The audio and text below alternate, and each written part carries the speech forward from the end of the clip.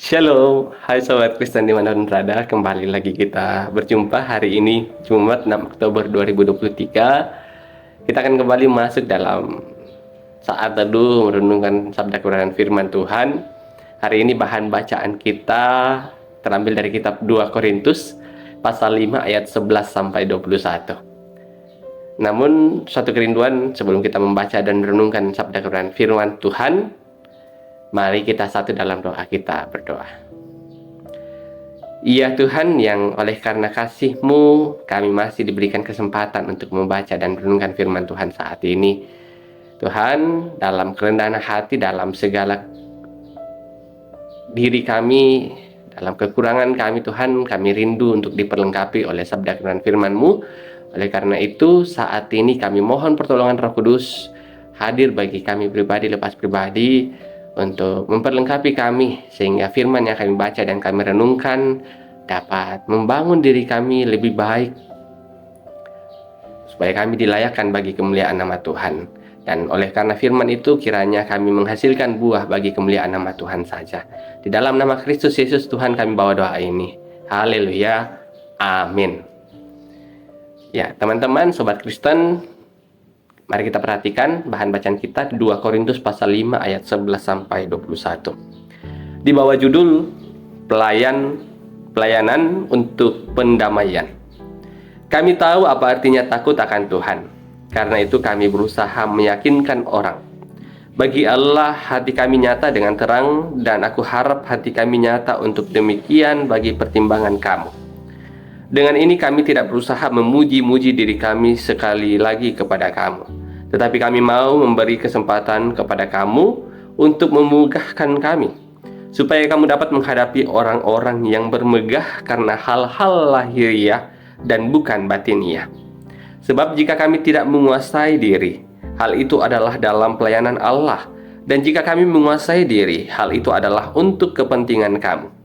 Sebab kasih Kristus yang menguasai kami, karena kami telah mengerti bahwa jika suatu orang sudah mati untuk semua orang, maka mereka semua sudah mati, dan Kristus telah mati untuk semua orang, supaya mereka yang hidup tidak lagi hidup untuk dirinya sendiri, tetapi untuk Dia yang telah mati dan telah dibangkitkan untuk mereka. Sebab itu kami tidak lagi menilai seorang juga pun menurut ukuran manusia. Dan jika kami pernah menilai Kristus menurut ukuran manusia, sekarang kami tidak lagi menilainya demikian. Jadi, siapa yang ada di dalam Kristus, ia adalah ciptaan baru, yang lama sudah berlalu, sesungguhnya yang baru sudah datang. Dan semuanya ini dari Allah, yang dengan perantaran Kristus telah mendamaikan kita dengan dirinya, dan yang telah mempercayakan pelayanan pendamaian itu kepada kami. Sebab Allah mendamaikan dunia dengan dirinya oleh Kristus dengan tidak memperhitungkan pelanggaran mereka. Ia telah mempercayakan berita pendamaian itu kepada kami.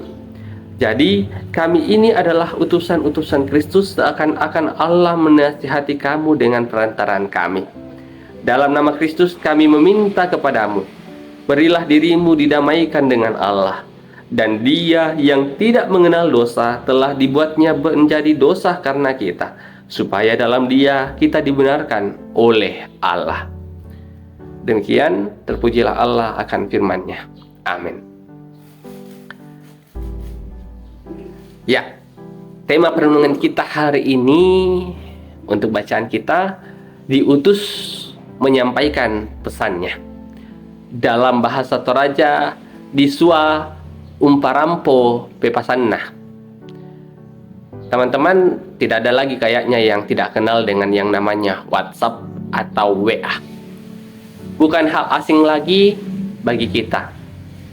WA atau WA merupakan aplikasi media sosial yang berfungsi mengirimkan pesan. Bahkan juga dapat menolong kita untuk saling bertatap muka lewat fitur video call. Namun, jelas bahwa WA bukanlah tujuan pesan, melainkan alat untuk mengirim pesan. Yang penting di sini ialah pengirim dan penerima pesan. Dalam bacaan kali ini, Paulus melihat dirinya dan rekan sekerjanya, terlebih khusus Timotius, sebagai alat pemberitaan pesan damai Allah bagi jemaat di Korintus. Allah sendirilah yang mempercayakan pelayanan itu kepada mereka. Sekalipun secara tersirat bahwa mereka juga mengakui kesalahan mereka yang sudah memuji diri sendiri dan telah hidup untuk diri mereka sendiri. Mereka dengan tegas menyampaikan bahwa oleh pendamaian yang telah diterima di dalam Kristus, harus mengubah diri menjadi orang yang dikuasai oleh kasih Kristus, dan tidak ada alasan bagi mereka untuk memegahkan diri. Pelayanan yang diembannya adalah amanat dan tanggung jawab dari Tuhan. Sehingga yang harus ditonjolkan dalam pelayanan adalah Kristus. Di dalam Kristus segala bentuk kehidupan lama telah dibaharui. Coba bandingkan di ayat yang ke-17. Jadi siapa yang ada di dalam Kristus, ia adalah ciptaan baru. Yang lama sudah berlalu, sesungguhnya yang baru sudah datang. Selaku orang percaya yang diutus dan diberi tanggung jawab, pelayanan kadang tanpa sadar bahwa kita telah merebut kemuliaan Tuhan. Sering kita terjebak dan terbuai dengan pujian manusia, dan bahkan kadang menjadikan pelayanan sebagai alat untuk mencari popularitas. Kita adalah pembawa pesan Tuhan. Dengan demikian, isi pesan itu adalah kebenaran dan kemuliaan Tuhan, sehingga orang lain yang menerima pesan menjadi percaya. Demikian firman Tuhan, haleluya, amin. Menarik ya, tema hari ini tuh tentang menyampaikan pesannya. Saya agak tergugah, dan mari kita bersama-sama masuk dalam saat teduh untuk kembali bersyukur atas kesempatan yang Tuhan beri. Mari kita berdoa. Ya Tuhan, syukur kami panjatkan kehadirat-Mu yang kudus, oleh karena sabda kebenaran firman-Mu ini sungguh nyata Tuhan dalam kehidupan kami. Terkadang kami sebagai pribadi-pribadi lalai, lupa diri. Terkadang pelayanan yang seharusnya untuk Tuhan malah kami pakai untuk popularitas diri kami.